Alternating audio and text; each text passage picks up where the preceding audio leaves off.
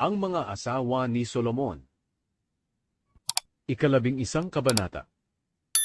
Maraming dayuhang babae ang inibig ni Haring Solomon. Bukod pa sa anak ng Faraon, may mga asawa pa siyang Moabita, Amonita, Edomita, Sidoneo, at Heteo. Sinabi na sa kanya ng Panginoon na ang mga Israelita ay hindi dapat mag-asawa mula sa mga bansang iyon, dahil may hihimok lang sila ng mga ito na sumamba sa ibang mga Diyos. Pero umibig pa rin si Solomon sa mga babaeng ito. May 700 asawa si Solomon na puro mga prinsesa, at may 300 pa siyang asawang alipin. Ang mga asawa niya ang nagpalayo sa kanya sa Diyos. Nang matanda na siya, nahimok siya ng kanyang mga asawa na sumamba sa ibang mga Diyos. Hindi na naging maganda ang relasyon niya sa Panginoon na kaniyang Diyos, hindi tulad ng ama niyang si David. Sumamba siya kay Ashtoreth, ang diyosa ng mga Sidoneo, at kay Molek, ang kasuklam-suklam na Diyos ng mga Amonita.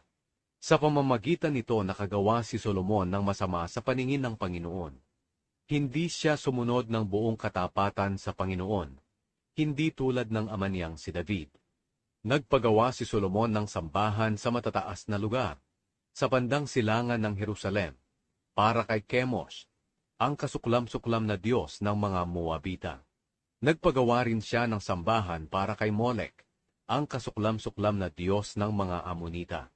Nagpagawa rin siya ng simbahan ng mga Diyos-Diyosan ng lahat ng asawa niyang dayuhan, at doon sila nagsusunog ng mga insenso at naghahandog para sa mga Diyos-Diyosa nila. Nagalit ang Panginoon kay Solomon dahil tinalikuran niya ang Panginoon, ang Diyos ng Israel, na nagpakita sa kanya ng 2 beses. Kahit binalaanan niya si Solomon na huwag sumunod sa ibang mga Diyos, hindi pa rin sumunod si Solomon sa kanya. Kaya sinabi ng Panginoon kay Solomon, "Dahil hindi mo tinupad ang ating kasunduan at ang mga utos ko, kukunin ko sa iyo ang kaharian mo, at ibibigay ko sa isa sa mga lingkod mo. Pero dahil sa iyong amang si David, hindi ko ito gagawin habang buhay ka pa. Gagawin ko ito sa panahon ng paghahari ng iyong anak. Pero hindi ko kukunin ang buong kaharian sa kanya.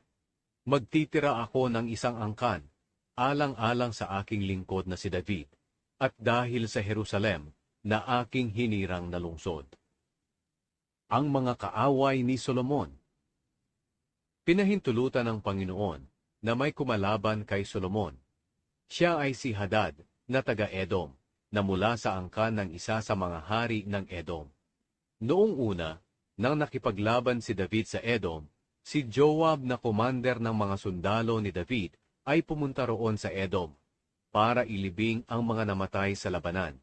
At nang naroon na siya, pinatay niya at ng mga tauhan niya ang lahat ng lalaki sa Edom. 6 na buwan silang nanatili roon. Hindi sila umalis hanggang sa mapatay nila ang lahat ng mga lalaki roon. Pero si Hadad na bata pa noon ay tumakas papunta sa Ehipto, kasama ng ibang mga opisyal na taga-Edom na naglingkod sa kanyang ama. Umalis sila sa Midian at pumunta sa Paran.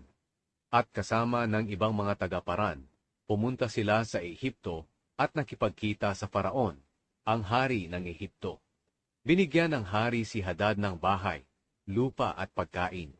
Nagustuhan ng Faraon si Hadad, kaya ibinigay niya ang hipag niya kay Hadad para maging asawa nito. Kapatid ito ng kanyang asawang si Reyna Tapenes. Kinalaunan, nanganak ng lalaki ang asawa ni Hadad at pinangalanan nila siyang Genubat. Si Tapenes ang nagpalaki sa bata roon sa palasyo. Tumira ang bata roon kasama ng mga anak ng Faraon. Nang naroon na si Hadad sa Ehipto, nabalitaan niya na patay na si David at si Joab na commander ng mga sundalo. Sinabi ni Hadad sa Faraon, "Hayaan niyo na po akong umuwi sa aking bansa." Nagtanong ang Faraon, "Bakit? Ano pa ba ang kulang sa iyo rito? At gusto mo pang umuwi sa inyo?" Sumagot si Hadad, "Wala po. Basta pauwiin niyo na lang po ako." May isa pang tao na pinahintulutan ng Diyos na kumalaban kay Solomon. Ito ay si Rezon, na anak ni Eliada. Lumayas siya sa kanyang amo na si Haring Hadadezer ng Zoba at naging pinuno siya ng mga rebeldeng tinipon niya. Nang matalo ni David ang mga sundalo ni Hadadezer, pumunta si Rezon at ang mga tauhan niya sa Damascus. Sinakop nila ang lugar na ito at doon tumira. Naging hari si Rezon ng Aram at kinalaban niya ang Israel. Naging kalaban siya ng Israel habang buhay pa si Solomon. Dinagdagan pa niya ang kaguluhan na ginawa ni Hadad sa Israel. Nagrebelde si Jeroboam kay Solomon. Isa pa sa mga kumalaban kay Solomon ay si Jeroboam, na isa sa mga opisyal niya. Galing siya sa lungsod ng Zereda sa Ephraim. Ang ama niyang si Nebat ay patay na, pero ang kanyang ina, na si Zeruah, ay buhay pa. Ito ang nangyari kung paano siya nagrebelde sa hari. Pinatabunan noon ni Solomon ng lupa ang mababang bahagi ng bayan ng ama niyang si David, at ipinaayos ang mga pader nito. Maabilidad na tao si Jeroboam, at nang mapansin ni Solomon ang kanyang kasipagan, itinalaga niya itong tagapamahala ng lahat ng tao na pinilit magtrabaho mula sa lahi ni Ephraim at ni Manase. Isang araw, habang palabas si Jeroboam sa Jerusalem, sinalubong siya ni Propetang Ahiya na taga Shilo, bago ang suot na balabal ni Ahiya. Silang dalawa lang ang naroon sa kapatagan. Hinubad ni Ahiya ang balabal niya, at pinunit ito sa 12 bahagi. Pagkatapos sinabi niya kay Jeroboam, "Kunin mo ang 10 piraso nito, dahil ganito ang sinasabi ng Panginoon, ang Diyos ng Israel, kukunin ko ang kaharian ni Solomon, at ibibigay sa iyo ang 10 lahi nito. Ngunit alang-alang kay David na aking lingkod, at sa lungsod ng Jerusalem na aking hinirang, sa lahat ng lungsod ng Israel, ititira ko ang isang lahi kay Solomon. Gagawin ko ito, dahil itinakwil niya ako at sinamba si Ashtoreth, ang diyosa ng mga Sidoneo, si Chemosh, ang diyos ng mga Moabita, at si Molek, ang diyos ng mga Amonita. Hindi siya sumunod sa aking mga pamamaraan, at hindi siya namuhay ng matuwid sa aking paningin. Hindi siya tumupad sa aking mga tuntunin at mga utos, hindi tulad ng ama niyang si David. Pero hindi ko kukunin ang buong kaharian kay Solomon. Maghahari siya sa buong buhay niya dahil sa pinili kong lingkod, na si David, na tumupad sa aking mga utos at mga tuntunin. Kukunin ko ang kaharian sa kanyang anak, na papalit sa kanya bilang hari, at ibibigay ko ang 10 lahi nito sa iyo. Bibigyan ko ng isang lahi ang kanyang anak, para ang angkan ni David na aking lingkod ay magpapatuloy sa paghahari sa Jerusalem, ang lungsod na aking pinili para parangalan ako. At ikaw naman ay gagawin kong hari ng Israel. Pamamahalaan mo ang lahat ng gusto mo.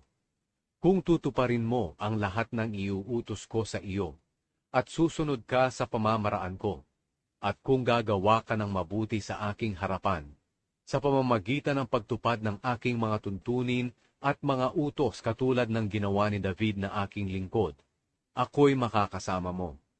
Mananatili sa paghahari ang iyong mga angkan, tulad sa mga angkan ni David.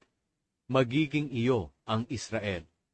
Dahil sa mga kasalanan ni Solomon, parurusahan ko ang mga angkan ni David, pero hindi panghabang buhay. Nang malaman ito ni Solomon, pinagsikapan niyang patayin si Jeroboam. Pero tumakas ito, at pumunta kay Haring Sishak ng Ehipto, at doon siya tumira, hanggang mamatay si Solomon. Ang pagkamatay ni Solomon. Ang iba pang salaysay tungkol sa paghahari ni Solomon, at ang lahat ng ginawa niya, at ang tungkol sa kanyang karunungan, ay nakasulat sa aklat ng mga gawa ni Solomon. Sa Jerusalem nakatira si Solomon, habang naghahari siya sa buong Israel, sa loob ng 40 taon. Nang mamatay siya, inilibing siya sa lungsod ng ama niyang si David, at ang anak niyang si Rehoboam ang pumalit sa kanya bilang hari.